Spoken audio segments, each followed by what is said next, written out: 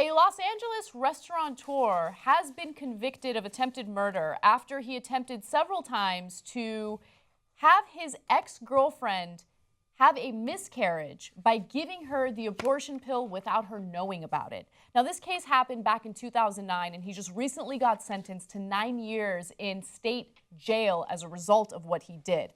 But just to give you some more details, Joshua Woodward found out that his girlfriend was pregnant. He did not want her to have the baby, and so they had a bitter breakup as a result of that. Then he starts Googling how he can get her to have a miscarriage, and he gets caught. And he gets what he wants, but he gets caught. Let me give you the details. Authorities had found multiple searches on Woodward's computer where he looked for ways to terminate pregnancies. The Daily News disclosed that he typed the phrases, "ways men have forced abortions," and "evil ways to terminate a pregnancy" into his search engine. Well, that's not subtle. When you're typing in evil ways to do something and you're intending to do it, that's when you might pause for a second and go, wait, what have I become?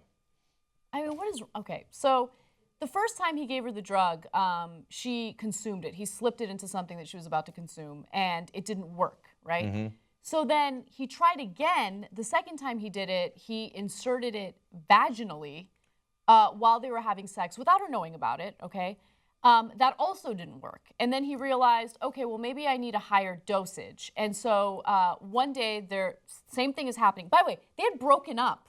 And then he's like, I need to make sure that she doesn't have that baby. So he got back together with her saying, hey, you know what? I realized I'm wrong. I want to be a good father. Let's get back together. I want to make things right. And the only reason why he did that was so he can get close to her so he can slip her the drug, right? Yeah, okay, so here are my rulings, and I think they're fairly clear. Wait, there's more. Let me give you more details. All right. So the final time that he did it, they were having sex, and apparently he goes into his backpack before foreplay, and she's like, that's kind of weird, but whatever.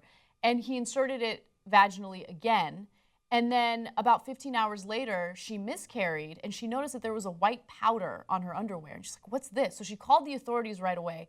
The authorities basically told her what had happened. And they're like, look, we want to catch him. We need to catch him in a sting operation. So do not tell him about the miscarriage. And the next time that he comes to you, we're going to investigate. And so he showed up again, and he had the abortion drug with him again, and he got caught. So that's how it all worked out. Okay.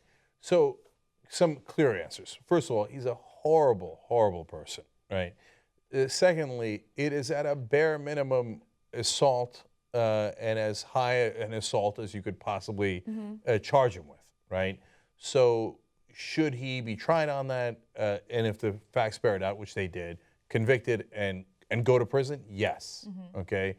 The only part I disagree with is she was 13 weeks pregnant, so that is not viable at that point. So I wouldn't have charged him with murder. Yeah.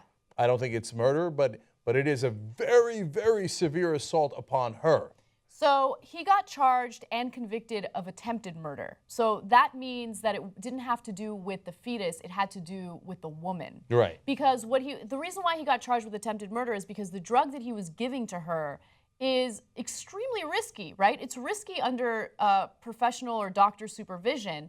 It's even riskier when you have some clown who has no idea what he's doing, putting it in her vaginally and doing it at doses that might be unsafe. So what happened is she was getting violently sick and she didn't know what was going on. And there have been cases in the past where women have died from taking it. I don't want to alarm anyone, okay? It's very, very rare that women die from it, but it's happened. So that's why it's important to make sure that you're under doctor supervision and that nothing goes wrong. So the attempted murder has to do with the woman, not with the fetus. You can argue that attempted murder is a little too high a charge, but it's an argument. It's a fair debate. And so if you want to hit him as hard as you can within the confines of the law for the atrocious thing that he did, well, that's what you would do. And so if the prosecutor thought that that was their best decision, I'm not going to argue with it. Agreed.